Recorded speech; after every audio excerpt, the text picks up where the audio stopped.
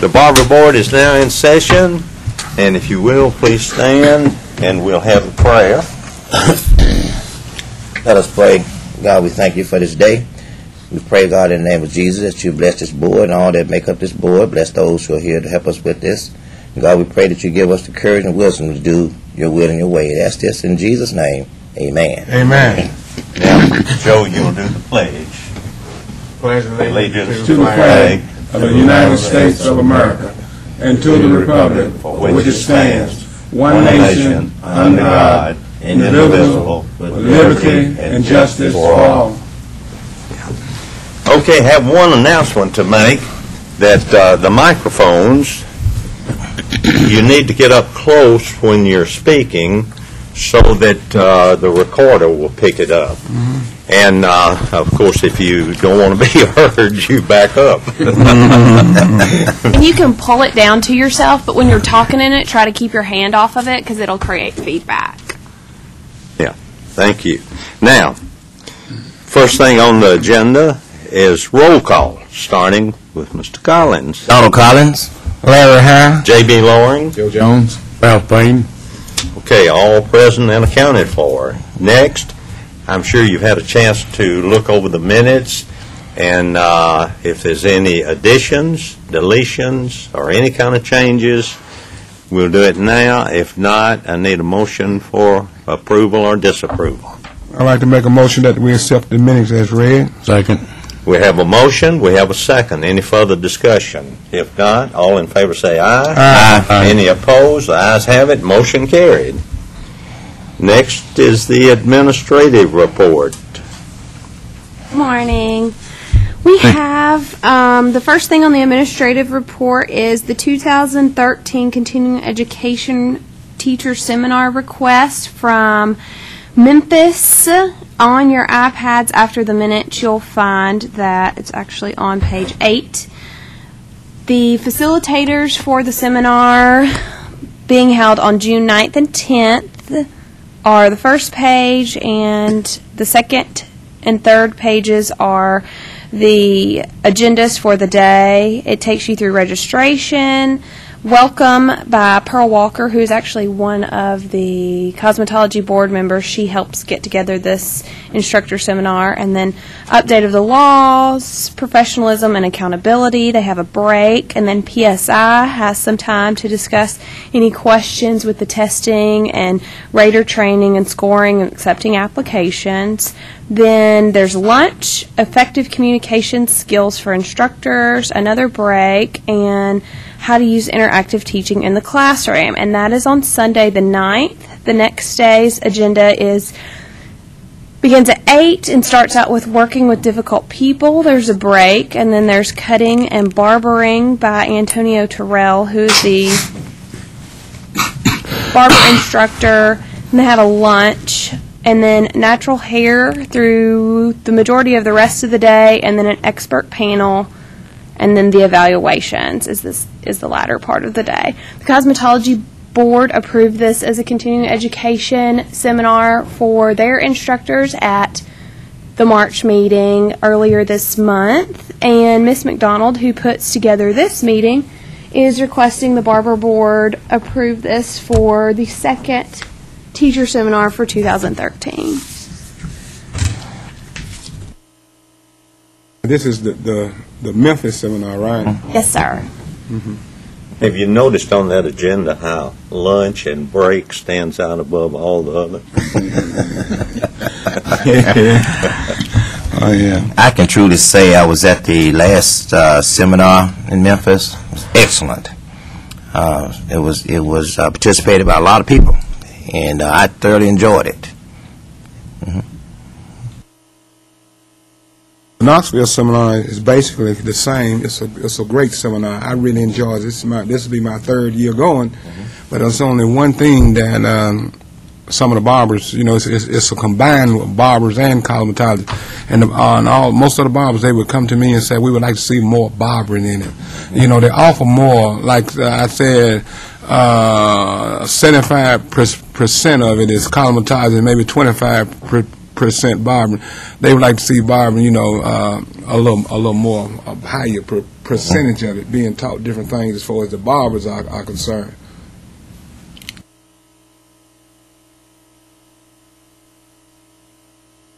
I attended the last one in Nashville, and I really enjoyed it, and I thought it was very educational. And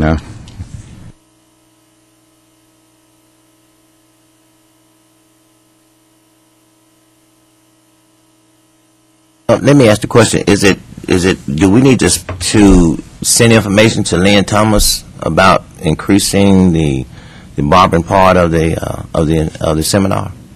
Well, it looks like Lynn is discussing PSI matters. I'm sure she could possibly, but Mary Ann McDonald and Pearl actually, I think, worked on getting everything together for this continuing education seminar. If, you know, you want more barbering, I think Mary Ann McDonald would be the one to contact. Okay. is Memphis State not submitting this time? Right, that's Yes, through Mary yes, Ann McDonald, yes. Oh, yes. okay.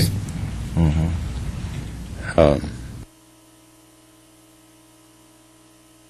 Since this one already laid out, you just need approval from us. Yes, sir, as I just well need a as the motion Thomas for Snyder. Just approval. need I make a motion to approve. Yes, I second. We have a motion, we have a second. Any further discussion? If not, all in favor say aye. Aye. Any opposed? The ayes have it, motion carried. Next, we have applications for examination for Johnny Nathaniel. His letter explaining a felony is enclosed, and his recommendation letter. Ronnie Davis, his 2 letters are provided, and then also Randy Beard is on here. He was actually presented last month, and the board requested a letter of recommendation for him. He is actually a reinstatement examination applicant, so he's been licensed before. He just let his license expire for more than 3 years, so he's applying to retest. He's still required to check that same box, but he's entered into an agreed order the last time he tested. His charges have not been since he originally was licensed. My question to you all would be, if somebody is applying to reinstate their license, do we still want to take them through the same agreed order process since they've already done it once before with the board? Has he been back in It jail? would depend on the time element. No, just the one time? Yeah, all his charges were in 97, and he has to wait to retest for 3 years. It's just been at 3 years, and he applied just in December, so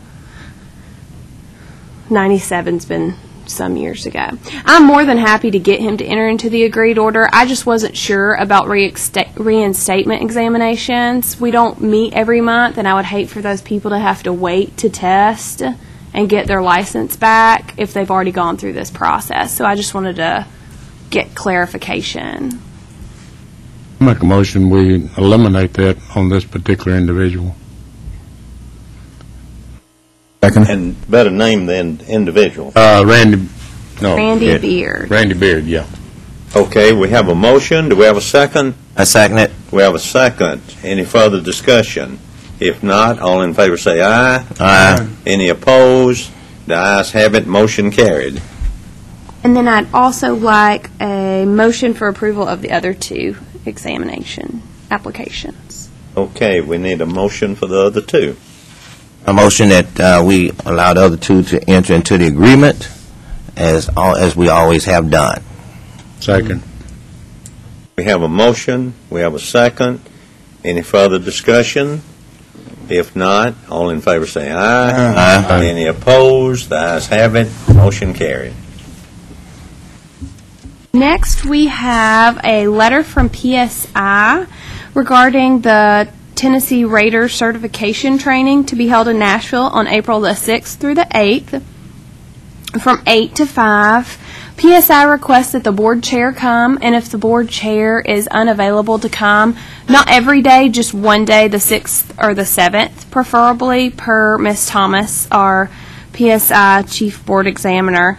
And JB, if you are not available to come, then the full board agree on another member to attend the Raider training. And Ralph is actually exempt from this because he's a school owner. So, are you available on the 6th or the 7th to attend? Probably, but I don't know right now. I don't have my calendar. Okay. The only thing would just be a doctor. Right. I believe, actually, let me pull up my calendar. I think that the 6th is a Saturday. Doctors sure don't work on Saturday. It is. The 6th is actually on a Saturday.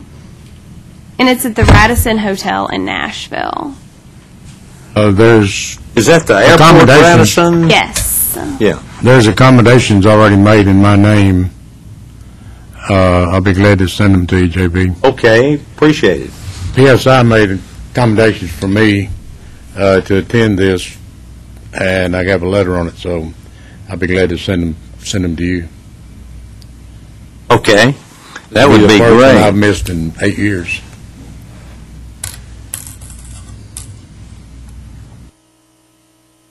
JB, we'll be back in touch about times on that. Because I believe I will be in attendance for that as well. Or Chris may be in attendance. Somebody from the board office will be in attendance at the Raider training. Okay, Okay? sounds good. Anybody have any questions about that? All right. Next, we have a letter from the National Barber Museum and Hall of Fame. This is just a letter we received in the board office. I thought you all would be interested to view. The Barber Museum and Hall of Fame is located in Canal, Winchester, Ohio, and it is a tribute to the history of barbering. And I have scanned in the pamphlet that they sent, and it seems like they're looking for donations for sponsoring a museum exhibit or to provide funding for acquisitions for their museum. So I think if you had any memorabilia or anything like that, they'd be happy to see that or be in contact with that. But I thought you'd all be interested to know. I did not know that there was a Barber Museum.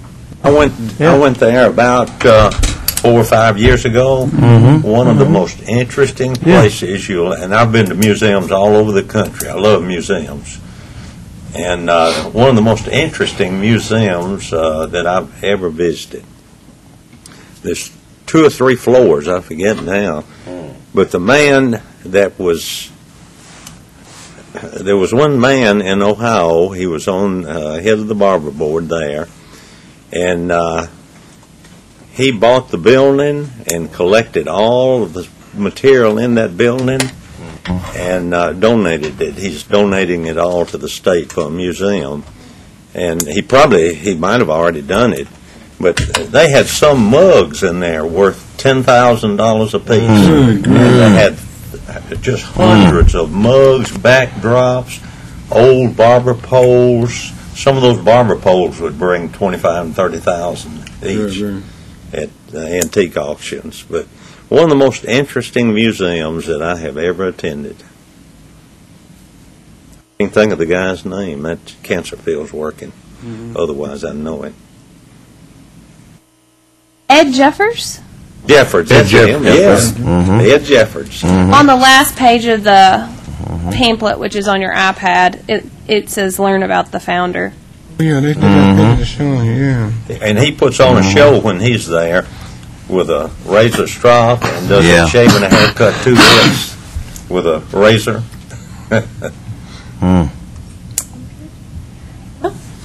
I think that is all I have for the administrative report.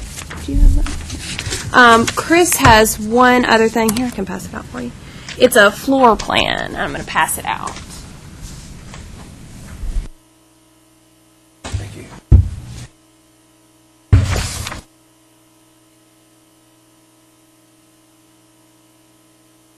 Oh, no, that's Look, here's what I seen. Look at all the Yeah, barber I was poles looking and at that, everything. yeah. That's nice. Yeah, JB had already told us about this museum. That's nice. He said, yeah, it's real nice. I would love to go there. And on your way there, you could stop at the Air Force Museum in Dayton you go right by it, and that's where they have all the presidential airplanes, plus Jimmy Stewart's. I bought a new camcorder just before I went to the museum in Dayton, the Air Force Museum, and the Barber Museum.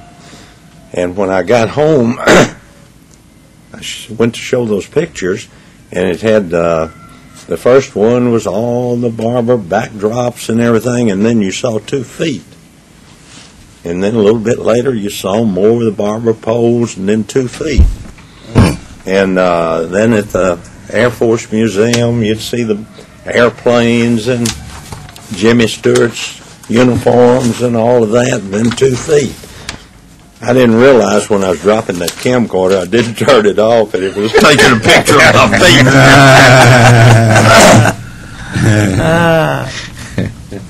Okay, guys, what you have in front of you is a floor plan of Olympus Gym. The first page is the gym. If you see in the middle to the right side is a barber shop. It's circled. And then if you turn to the next page, that is the interior of the barber shop setup. The board office has been contacted requesting that this floor plan located within this gym be approved. And I talked to Chris as counsel on his thoughts of if this is permitted, and I think you may have possibly discussed this at last meeting. We did, and the board requested that I just double check in the rules to make sure that there was not any kind of legal prohibition against this kind of potential floor plan. Board members, what I found was that there's not a specific prohibition against such a floor plan, or it doesn't appear to be. The rule in question is, for the record, is 0200-1-.07. It talks about several different limitations in terms of if a shop is going to be in a residential location, if it's going to be in a mobile home or mobile unit, it's got to be on a foundation rendered immobile, so you can't pick up the shop and drive it away. And essentially, it appears that the overarching principle behind this rule is that the barbershop in question has to be sort of a permanent structure, and it certainly appears that the gym would meet that requirement. And if the board votes to approve this floor plan, the motion that I would make, or request that the board make, would be for tentative approval of this floor plan, provided that all other sections of the law and rules are complied with relative to the requirements of barbershops. And I'll be happy to entertain any questions. And if we don't have any, then we'd need a motion and a second.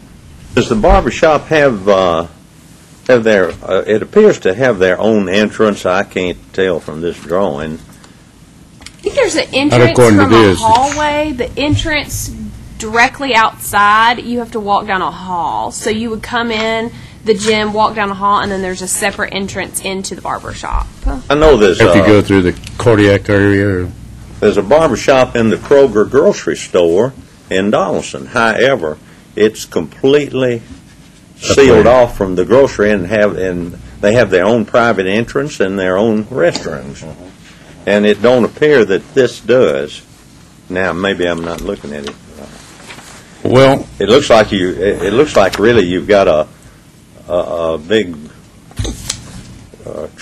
weight training room there, and a little barber shop over in the corner. according to Chris, the consensus of the board for years has been no two businesses under the same roof, such as this. Now, if it's completely separated and it has its separate entrance, it's not considered under the same roof. For instance, you may have a pool hall and a barber shop together. That's a no-no. So my concern is, are we going to have a state license and a city license for this barber shop? Or is he going to operate under the Olympus Gym license? To be a barber shop, it says you must be licensed by the state and the city or county in which you're in, as well as licensed by the state board. That would be a concern of mine. Tell me, Ralph, what rule are you referencing about? I'm not referencing to any rule. I'm just saying that has always been the consensus of the board. Over the years that I've been on the board, it's always been turned down. Unless they had a separate license for the barber shop with a separate entrance, it was never allowed. I don't know where I could go back and find it or not, but I know of several cases where that it's come up and had been turned down. I think that residential shops are required to have a separate entrance where you're not walking through someone's home to get to the barber shop, and that is a specific rule that is listed out in the barber rules, but that's simply for residential shops. Yeah, but like he's talking about in Kroger's, so you got a separate entrance with a separate door. Now, you have two businesses in one building, that's okay. But it's a separate entrance, so there's two sets of licensing for the two businesses. And that's what I'm asking here. Are we going to have two separate sets of licenses for two businesses, or are they going to operate under one license? Well, we're not concerned about the gym. I'm not concerned about the gym either. I'm concerned about the barber shop. When you're saying two licenses, I mean, the barber board licenses barber shops. Barber Right. shops are not required But to the state of get- Tennessee also licensed barber shops, and also the county, Davidson County. Yeah, Well, you have to have a that's city your and county business license. license, Right. and that's a personal thing. That's not something Right. that the barber board regulates, whether you have a business license or not. The barber board simply First thing the inspector checks when he comes in. a business license? Yeah, they check your business license as well as your state license. They should. How do you operate a business without a business license? That's something that the county is responsible for regulating, not the barber board. The barber board simply regulates the barber licenses.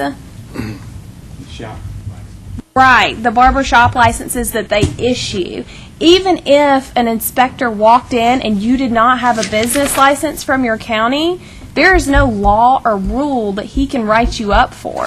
If you don't have your barber shop license that the barber board, as the state of Tennessee, has put you all together, then he can write you up for that. But if you don't have a county license to pay your taxes, that's not of his concern. That's the personal owner's tax concern with regards to his county. That's not something that we regulate. There may be some, I may be miscommunicating, but that's my understanding of how we have, the only things we have the authority to regulate. I'll have Chris confirm that. Well, I'm not sure it requires anything in the way of confirmation, because the only legal authority that this board possesses is set forth in the authorizing statute, which creates this board and allows the board to promulgate rules, to interpret the statute, and then the rules themselves. As Rachel was saying, you may have serious problems with Davidson County if you don't have a business license, or, if there are business taxes that you're supposed to be paying and you're not paying them at the city or county level, then, you may have your own set of problems that way. But this board and any other regulatory board in the division that we operate from can only enforce the laws and or rules that we have. And that's what the board requested that I review last time, and that's what I did, and that's what I came up with. So I don't know that we, and by we I mean the board, has the authority to hold up someone's request to do business on the basis of city or county licensing or even tax problems that the board doesn't have any jurisdiction over. And this individual proposing this floor plan has gotten codes approval, and he said he does have a business tax license that he's applied for his business. But technically that is not of our concern. He can't open if he doesn't have codes approval, and that's something that codes regulates. The barber board doesn't look at that. The barber board simply looks at what the barbershop requirements are for our licensure. Does that make sense? Have I communicated that clearly? I just want to make sure y'all are understanding what I'm saying. Does this, I can't find where this barber shop has its own private entrance. I'm not sure that it has a private entrance, like a separate facility where you walk in the gym or you walk in the barber shop. But pursuant to Chris's advice for the board is that there's no legal requirement in the laws and rules that you have a separate entrance unless it's in a residential shop. You could have one right in the middle of a Kroger store and wander around and then go in the barber shop. I don't think that's right. I think that's a possibility. I think, for example, like when you walk in Walmart and there's a nail shop, then there's an eyeglasses shop, and there's a McDonald's in the front there, I think that would be acceptable. And I don't think any of those are regulated, though, by state law. They are. They have to have shop licenses, yes. and But the the nail- nail places do. Yes. The nail is only one. McDonald's is not. Well, no. I mean, I'll give the board an example. At the Walmart on the corner of Nolensville Road and Old Hickory Boulevard, just as Rachel said, there's an eyeglass place, a nail salon, and a Subway, all on in the front of the store, but there is no separate exterior entrance for any of those three businesses. But I don't think any of those would come under state law, though, and have separate laws like the barber shops. Well, the manicure shop would. The They have to have a cosmetology board cosmetology license. would license I them. have no knowledge about Right, cosmetology, but I'm just talking about. But now Walmart is doing more than just cosmetology. They're barber now also. They're barbering. Well, should they be? According to what we understand, no. But they are barbering.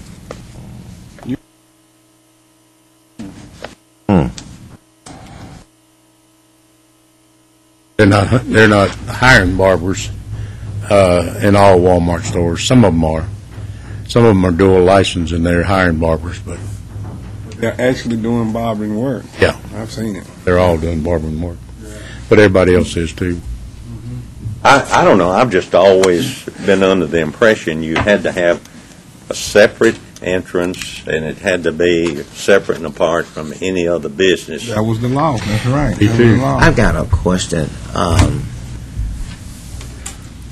There are several barber shops in malls that I visited in Memphis, and each one of them, they have shop license by the state of Tennessee, but they have walls to separate them from the other businesses, and there's an entrance, a separate entrance that you go into that shop. What concerns me here is, I'm trying to wrap my mind about what you're saying, Chris.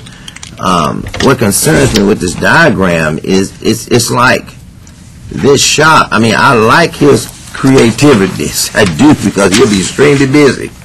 But what concerns me is that I'm looking at a shop in the middle of a gym, and it's just wide open. It's just wide open. Now, I don't know if I think it is closed. There's you can't just, it's not an open air shop. Like those are walls. Yeah.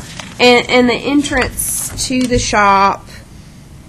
It's inside the building, it appears. Right. It is Yes. inside. It's inside the building. It's inside the building. And that's always been a no-no. Now, whether you can find a law or a rule to that effect, but it's, ever since I've been on the board, that's been a no-no. I mean, Mr. Chairman, even taking your concern to its logical conclusion, which I think there would be possibly some legitimate safety concerns if there were no walls and there was no way of separating, because you have somebody who's crazy with the weights and throws one off, and somebody's trying to get a haircut and they get hit in the head with a weight. That was that the would be objection bad. of having a pool table in a barbershop. Right. But that's not Blind ball. But that's not the case here, though. There are walls all around here, and so I just have to go back to what I said before. My job as board counsel is to look at the law and rules, and when requested by the board, to render legal advice based on that law and those rules, and that's based on this submitted floor plan and my review of the rules. I can't find anything that would allow the board to prohibit this, and my concern would be that if the board did make the decision to to deny this floor plan on the basis that it doesn't have its own separate entrance, that it could potentially be doing so outside the scope of its authority, and that could cause potential problems down the road, maybe even invite a lawsuit. And obviously I'm without authority to order you find folks what to do, but that's my strongest legal recommendation that I can offer. And what I would say going forward, however, is if the board feels strongly enough that a separate entrance is required for businesses like this, a separate exterior entrance, then that's something that could certainly be considered for promulgation in a rule itself, potentially even to add to the same rule that I cited, for equipment and location requirements for barbershops. Is there anything in the statute pertaining to that, or is it all in the rule? It's all in the rules, Rules. on this Nothing issue. in the statutory. Nothing sir. statutory. No, sir. The only thing I see is in Rules 2107. It says a barbershop must be operated in an area not frequented by the general public, nor used for instructions, rest, or study by students. In an area not frequented by general public. Oh, but that's referring to laundry work. If you look up, subsection A is underneath subsection 5, which says laundry work may be performed on the premises of an establishment only. So what that rule is saying is Okay. the shop can't do laundry where people are walking through, but it's not referring to the overall shop Overall practice as a premises whole. And it can't be a laundromat inside. No. You need to have your, the way it's always been looked at is if you have a washer and dryer in your barber shop, it should be walled off by a screen or a curtain or something. It shouldn't just be where you're throwing your towels in the washer as soon as you're done. In front of the people. Right. Right. Y'all spoke a few minutes ago about it's against the law to have a pool table inside a barber shop, right? Yeah. Yeah.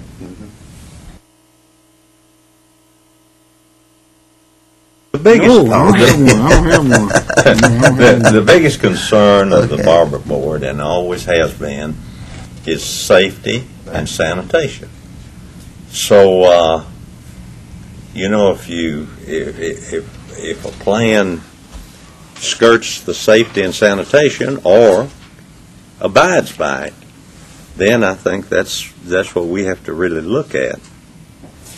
People don't realize communicable disease can be spread by a barber quicker than anything else. So your main goal is to always look for safety and sanitation.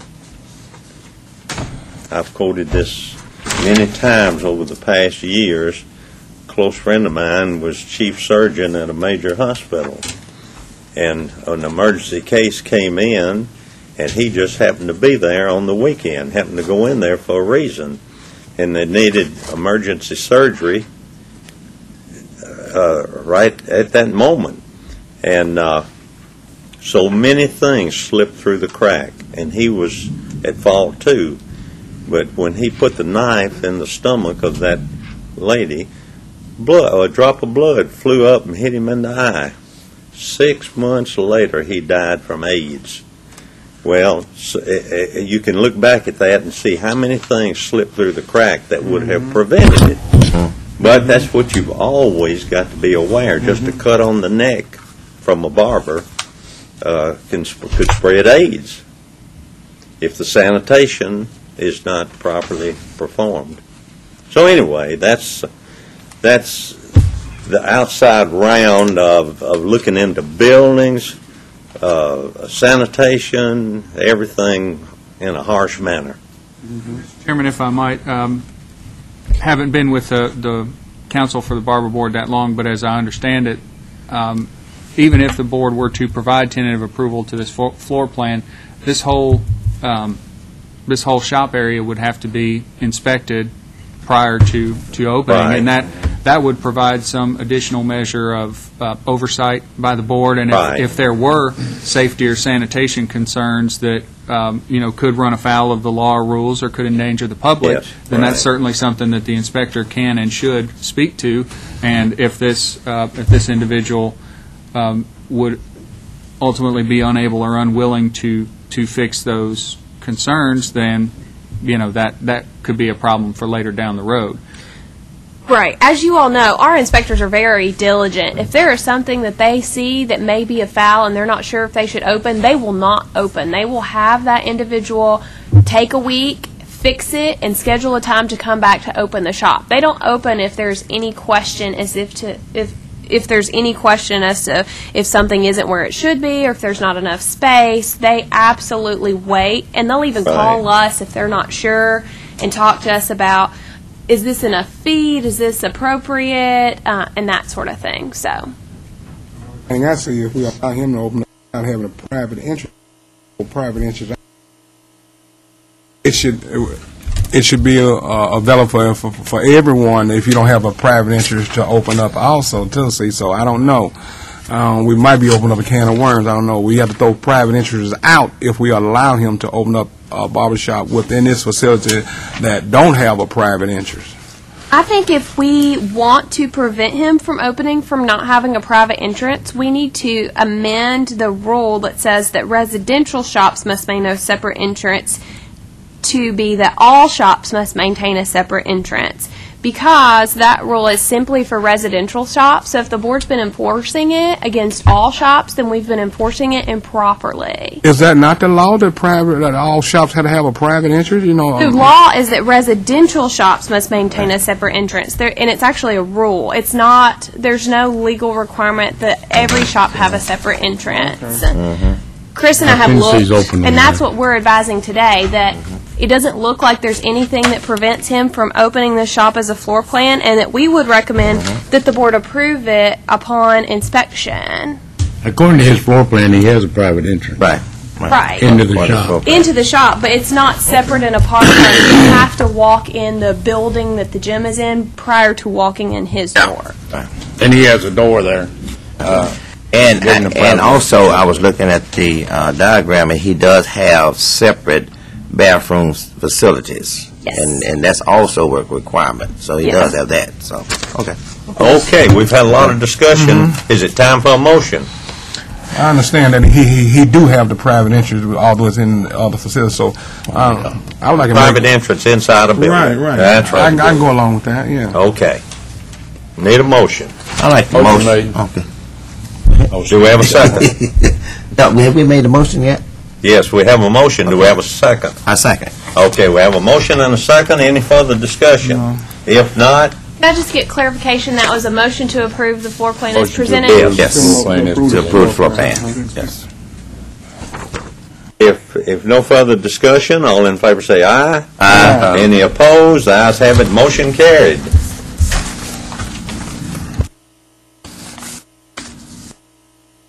We have next the case report, and you'll have to go in separately to that on your iPads. Does anybody need assistance? I don't know where the on button on mine. If you hit up here, Oh, here it is. Yeah. It's under books. yes.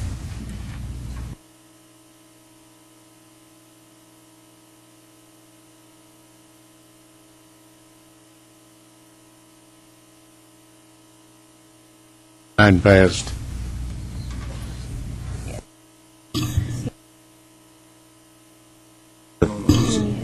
Yeah.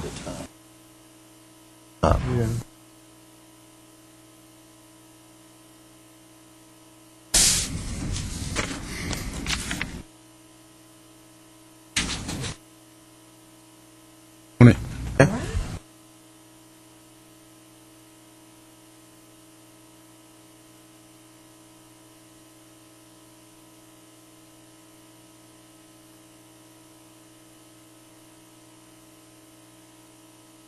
I'd like to go through the case report, and if it meets with the board's approval, I'd like to read through the case report from beginning to end and have board members sort of take notes, and if there are questions that you have about any of the individual cases, we save those until the end and then address each of the questions in turn. And then if there are any amendments needed, we can make those and then vote on the report either as is or as amended. So with that, case number 1, this complaint alleges that the complainant visited the respondent barber shop and was informed by an individual at the front desk that they have cosmetologists working in the shop and that they use safety razors for shaving faces and heads. In response, the respondent shop owner states that his employee does not recollect discussing any of the services with the complainant and further denies any such services being offered or performed on the complainant. The respondent shop owner further states that the shop has been found in good standing based on the shop's inspections and according to the laws and regulations. Further investigation of this matter revealed that the complainant does not offer any actual evidence to support the allegation in the complaint. Additionally, no prior disciplinary history has been found in the respondent shop licensing file. According to departmental licensing records, the shop does have dual licensure.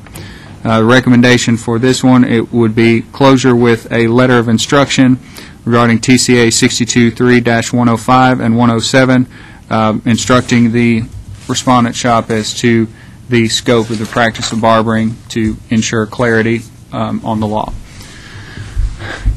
Case number 2, notice of violation alleges that the owner of a barber shop relocated the shop without first submitting an application for change of location and passing the required inspection.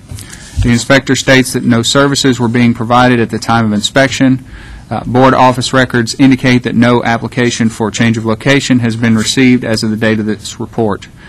The recommendation for case number 2 is issuance of a cease and desist letter regarding the operation of a shop without a valid board-issued license, with a request for an area inspector to follow up within 30 days. Case number 3, notice of violation alleges that the owner of a licensed barber shop relocated the shop without first submitting an application for change of location and passing the required inspection. The inspector states that a licensed master barber was cutting a client's hair at the time of inspection. Board office records indicate that an application for change of location was received on January 29, 2013, and that such application was approved on February 15, 2013. Given the respondent's lack of prior disciplinary history and prompt compliance to fix the change of location issues, the recommendation for case number 3 is closure with a letter of warning. Case number 4, a notice of violation alleges that the shop was open for business without a valid board-issued shop license. The inspector states that no one was working in the shop during the inspection. Board office records indicate that no application to license the shop has been received as of the date of this report. A recommendation for case number 4 is to issue a cease and desist letter with a request for an area inspector to follow up within 30 days.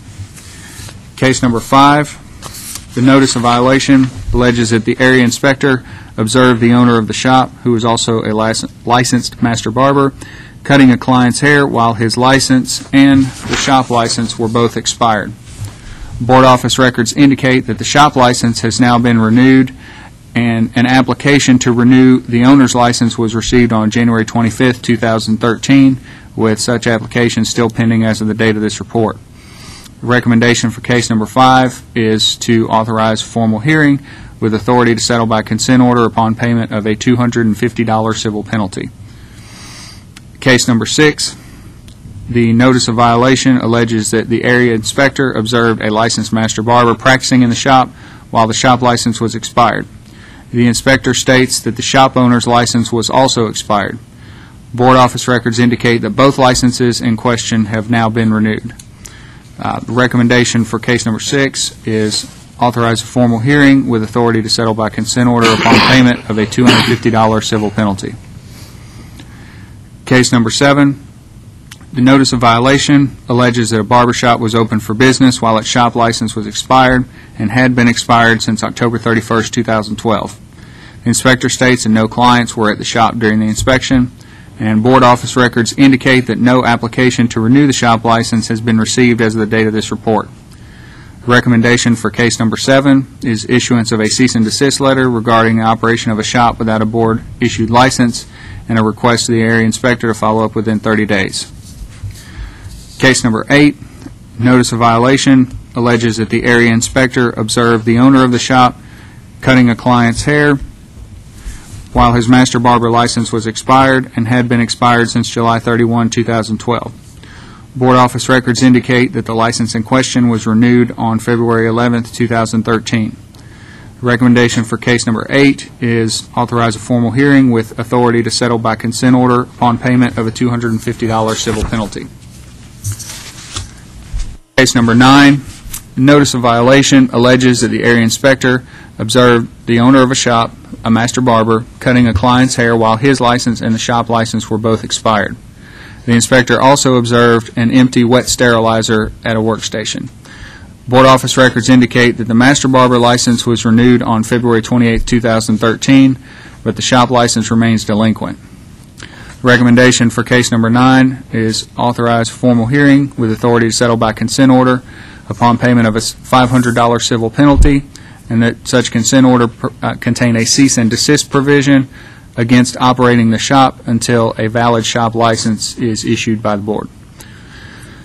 Case number 10, the notice of violation alleges that the area inspector observed an individual practicing on a child's haircut and then left the shop as the inspector was inspecting. The inspector states that the individual in question has no license to perform such service. The inspector also observed a workstation set up with no license posted and further found hair on the floor, uncovered trash container, and unclean workstations. Additionally, the inspector observed a licensed cosmetologist practicing on a client's hair and states that the shop does not have a cosmetology shop license. Recommendation for case number 10 is to authorize a formal hearing with authority to settle by consent order upon payment of a $750 civil penalty with a cease and desist provision against permitting individuals to practice in the shop without a valid board-issued master barber license.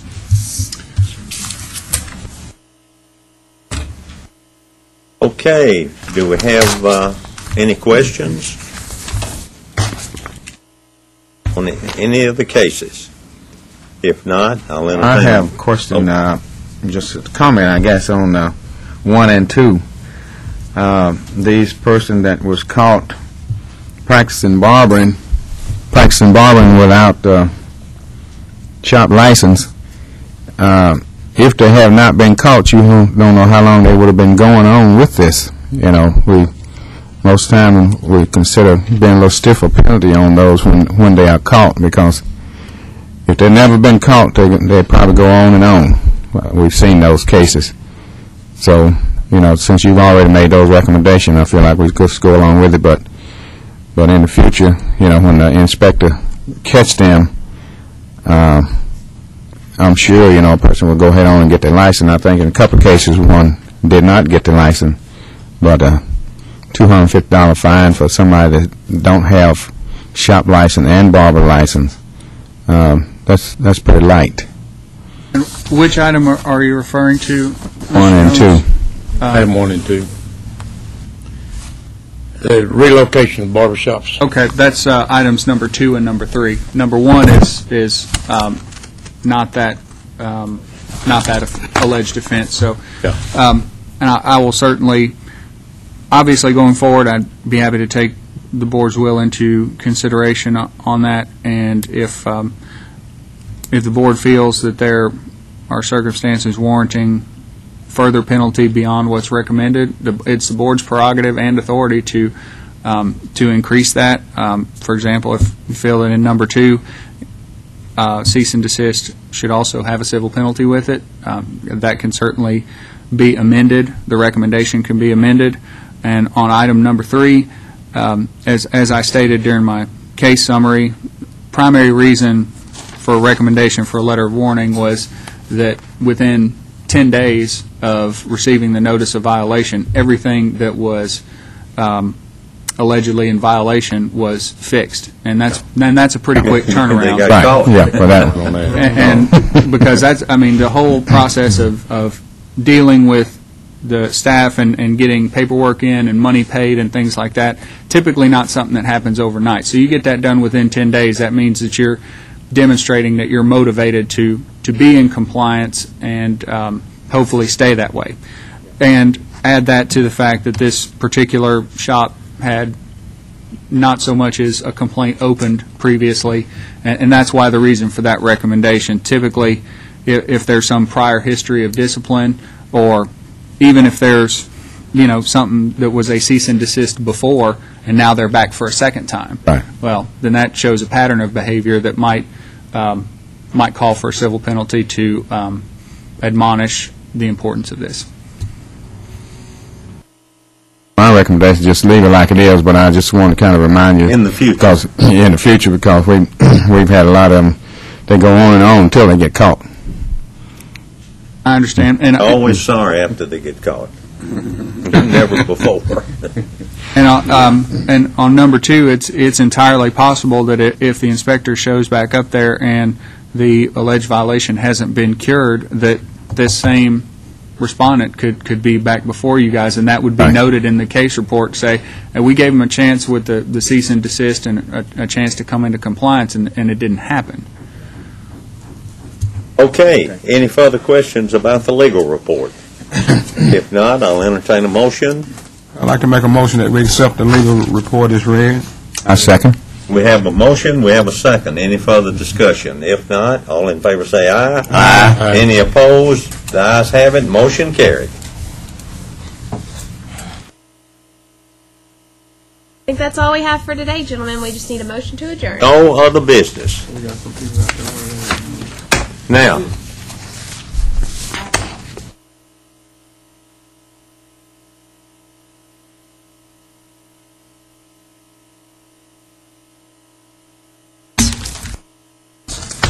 My name is Shantae Randolph, and I have my barber's license as of December 18, 2012, last year. My question would be, I was in barber school January the 7th, 2000, last year, and I graduated in October the 30th. And during the months of April till January this year, I was under the impression by the school that I would go out to a facility, CDC, and teach barbering, and after I get my license, would be able to get my hours for instructor's hours. And I felt like I was misled, and I would go out to the jail facility. I even have a letter showing or stating that I had went out there. I even have rolls of paper where I've taught these students, a lot of students out at CDC. CDC is Correctional Development Center off of Harding. And the reason why I'm stating this is because I feel like in the barber industry, students should not be misled or deceived or lied to. Now, I've read the rules that you cannot have or be teaching while you're in school. But somehow, I don't know why I didn't read that prior to being a student, but so I came back after I got my license and said, okay, well, what do I do to get my instructor's license? Well, you have to start all over. Well, I had been working all of those hours, Tuesday, Wednesdays, and Thursdays, 5:30 to 8, teaching out there, sometimes without what is it, where they're there. did you ever call and notify the board of Yes, any? actually, I've spoken with Chris and spoken with several different people, and I've tried to make this complaint because I feel like it's unfair. It's 450 hours. I've worked hard. I've taught people, and I think I've made quite a difference. But and if I cannot get those hours, that's fine. I'm willing to work for the hours, and actually I'm enrolled in a great school now. who's helping me because they have wronged me. But I feel like that particular entity should be investigated of the misled between students. It's unfair, it's unethical, it's not right, and something like this should be done where people are misleading in the schools. And Okay, what, Ms. Randolph, before you speak, because I don't remember, can you, not say the name of the school? Because when the board has presented... never said the name. I know you haven't. I'm just prompting you just in case. Because when the board has presented a complaint, they do it so in anonymous, sorry. Yes, ma'am. So they don't, for example, Mr. Payne here owns a school, and if it were him, he would have to abstain from a vote. But it's anonymous. But secondly, we were looking into your hours to see what we could do. We haven't gotten back with you yet, no. So I'm glad you came here today. It actually brings up a question that I had for the board that has come up to me on several occasions. Under one of the statutes, you can become an instructor in one of two ways, is my understanding. You can work as a master barber for 3 years and then apply to take the test, or you can go to school and obtain 450 hours and then apply to take the test. But the way that you read the statute, there's no or in there, so it almost seems as if you need all of those things. But I think the way that the board office has been interpreting the statute in the past, which was before I even came along, was that you could do it this way or that way. Now, as far as a school approving hours, I'm not as familiar with the barber side of it because it just doesn't come up as often. But I know cosmetology schools, you can act as an instructor trainee and work in a school for so long, or you can go to class to be an instructor. Is that the same way for... If you have a application for an instructor trainee, Okay. you can work in the school. So you, in your situation, I believe what should have happened was you should have applied to be an instructor trainee before going and teaching. Didn't get it because she wasn't licensed. You weren't a barber, you weren't a master barber when you were trying to become an instructor. So that's one of the requirements. So that is obviously an issue where the school misled you. And yes, that should be a complaint that should be open. So if you would like us in the board office to open a complaint against this school so they can answer and explain as to why they misled you about that, I think that's very important to do because it should be addressed because we don't want anybody else in the future going through the situation that you're going through. And for all we know, there could be other people in your situation. But secondly, as far as the board's concerned and the hours you received, was that something that the school kept up with, how many hours you taught? Do you have transcripts? well, I actually have documentations because going out to the facility, you have to sign in, documentate every student taught, even the day down to the hours. And so those are on file with that particular facility, and I have several myself where I've been going out there. Wasn't you a student? Yes. See, I guess my other concern would be the students that you're teaching, are they getting hours for you teaching them and you're not even a licensed instructor is also an issue that needs to be and addressed. she was a student herself. Right. As a barber student. Right. During this time. I think that school needs to be fined heavily. I mean, if it was my school, I would be down my manager's throat. Well, the question I think today here is she wants to know, is your question to the board, could you be approved for the instructor test now that you've completed this 450 hours? If I could, I would love that. However, you know, I've reached out so much that there was one particular school that felt so sorry for me that they allowed me to go to their school, you know, and so. You're currently enrolled in an instructor training class. But if you guys approve it, then I'll take the test tomorrow. I don't think we can because she was a barber student at the time she was supposedly teaching. I'm going to read the law out to you guys just so we can think about it. How's that sound? Okay. The board shall prescribe fees, late fees, and penalties pursuant to the uniform oh, sorry, that's the wrong section. Sorry, starting over. 62.3.124. The board shall issue a certificate of registration as a barber instructor to a person who files an application with the board in the form that the board may prescribe as accompanied by the examination fee required by 62.3.129. Hey, right there, Rachel. In that prescribed form, doesn't it ask for your license number? Yes. Okay. She has no license. Well, she does now. Right? Yeah, but during the time of her training, she had no license. Right. She was still a student. Let me finish reading the rest of it. Do you have a Okay. pen so you can make notes? Yeah, I Okay, do. perfect. Holds a valid certificate of registration as a master barber and has been duly registered as a master barber for a period of at least 3 years. Has completed the 12th grade in an accredited school or the equivalent. Successfully completes an examination prescribed by the Board of Barber Examiners.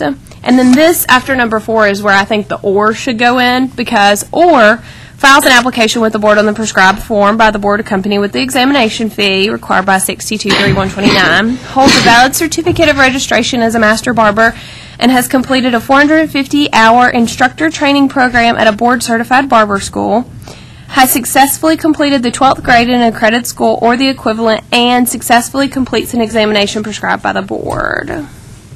So that is how you become an instructor. So you fill out the application, you pay the fee, you have to have completed the 12th grade, you successfully complete the exam, and then I think you either can be a master barber for 3 years or you complete the 450-hour course.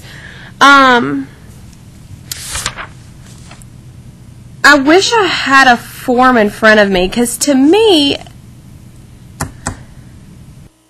it would seem like you could go, this is just where my brain goes, so bear with me. If you go and get your master barber hours, couldn't you just go ahead and stay and get your instructor hours before you get licensed for both, and then get your master barber license, and then the same day test for your instructor license? No, that's not the way it reads. Well, that's just my thought of why not just do them all at once instead of doing one and then the other. I understand our instructor application says you have to have one and the other, but The form asks for your master barber number, asks for your license number. I'm understanding you. That's a, like you. That is a condition proceeding, that before you you finish can- your barber school, you get licensed, then you enroll as an instructor training program. It's been that way ever since I've been in this.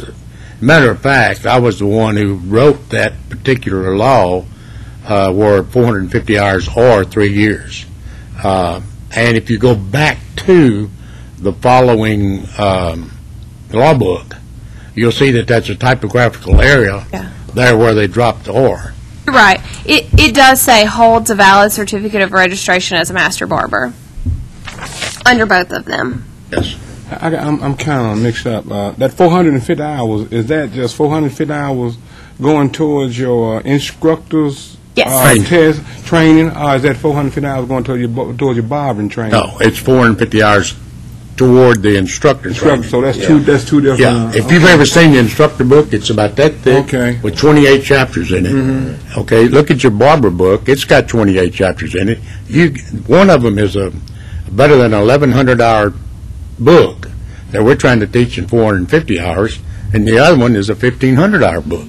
There's no way that you could put the two of them together. Well, my thought was just that maybe you could test at the same time for both of them. Take your master barber test and take your instructor test. But I understand the law does say I understand that how you have you've been to- cheated. Right, right. Yeah, there's another barber school owner over there, and he's the same way I am. He knows exactly the school that did this, and we both feel very strong against that. I think any other school Well, I owner think we're would at the too. point that obviously we've got a complaint. The board can take up the complaint, do the proper investigating, then bring it back to the board. Well, and I think her question today is she would like to be able to test, but I think pursuant to the law that she wants us to recognize her hours she took before she was a master barber I don't as think we instructor can we, hours. Brad? Yeah. No. So could we make a motion that we can't accept her 450 hours? That way it's clear on the record, if that's what you all are of the opinion. Sure, we can, that we have to go by the law. We need a motion to go by the law in this case. Make a motion that we go by the law in this case, and Shante will apologize to you for it, Law is important. but the law is the law. We have to follow it.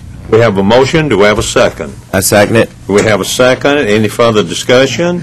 If not, all in favor say aye. Aye. Any opposed? The ayes have it, motion carried. Now, the formal complaint, and we appreciate you coming forth on this. The board will investigate, have the case investigated. It'll be reported back to the board then. Can I ask you one more question, Shante? Did you get issued a teacher's manual? I mean, the book? Was you issued a teacher's book? Really? I know we have some of your information, Shante. Can we fill out an on? That way we have.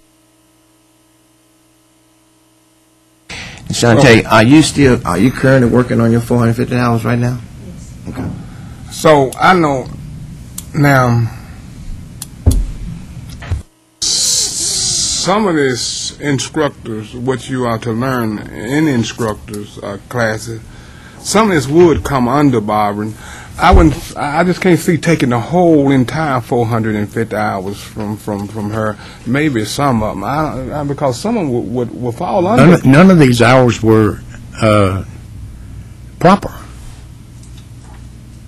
I mean, I hate it. And you do too. I know you do. You're violating the law, or You're violating the law. If you're violating the law, you're violating the law. If it's, and it falls back on the school owner. Exactly. And it's up to the school owner to compensate her. The school needs more. That's right. And that's what the board's Did you get paid while you were working? I have a letter here. I didn't get paid for working, but I got the letter that states that I was compensated for my gas. And also I wanted to know, are you guys aware of the Barber program out at CDC? I'm not. I am aware of a program going on right now in the Criminal Justice Center. Well, actually, the Criminal Center in Shelby County, but I'm not aware of this one. Are you aware of it, Rachel? What's going on here? I don't think I'm aware of the details to the extent that her complaint entails. Able to be provided that information context of the investigated and process so that we don't taint the board with a potential conflict of interest. We'll consider that when it up and when it comes. So we will, whether Ms. Randolph elects to fill out an online complaint form or paper copy form, as soon as the board gets it in, then we'll get it going. Okay, you need to work with the board office, and they'll take it from there. But see, this is not the first time I've seen schools that have misled students just for the money. I think the school owner needs to be brought before the board because it's misleading people. That'll probably come out during your investigation. During the investigation. Yeah.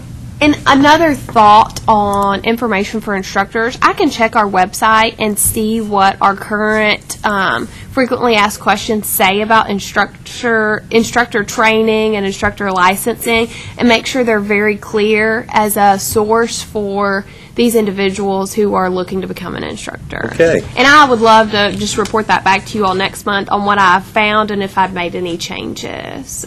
Okay? This leads to another question. This leads also to another question that I have, particularly where you've been teaching in an institution.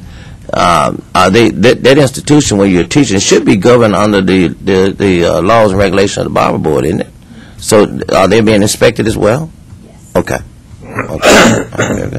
Rachel, would you look back in the archives and see on that where it does say either or, 450 hours or 3 years, and then change that on the website to or? And I can't change it because the law doesn't have it in there. That's just something that next year when the Regulatory Boards Division makes a proposal to the legislative liaisons that we note as a problem within our statute.